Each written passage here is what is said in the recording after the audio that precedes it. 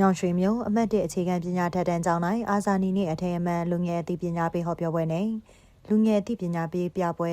ကွင်းဆင်ဆောင်ရတဲ့တဲ့ရင်ကိုတင်ဆက်ပါမယ်ရှင်။ကျောင်းသားလူငယ်လေးများအသိပညာဗဟုသုတတိုးပွားလာစေရန်အချိန်ကိုအကျိုးရှိစွာအသုံးချတတ်စေရန်နဲ့စာဖတ်ခြင်းလျက်ထကောင်းများရရှိလာစေရန်အတွက်လူငယ်အသိပညာရေးဟောပြောပွဲနဲ့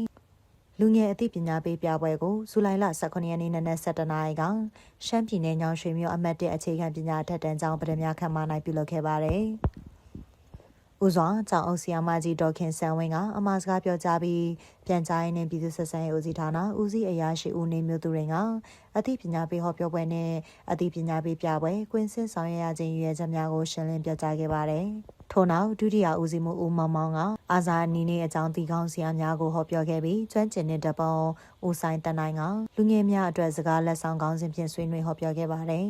။ဟောပြောပွဲအပြည်တွင်ကျောင်းသားကျောင်းသူလေးများသည်ခင်ကျင်းပြသထားသည့်အာဇာနည်နေ့ပြခန်းစာအုပ်စာဆောင်များဓာတ်ပုံပြပွဲနှင့်ကလေးအလုပ်သမားပပျောက်ရေးအသိပညာပေးပြခန်းတို့အားစိတ်ဝင်တစားလေ့လာကြည့်ရှုခဲ့ကြကြောင်းသိရှိရပါတယ်ရှင်။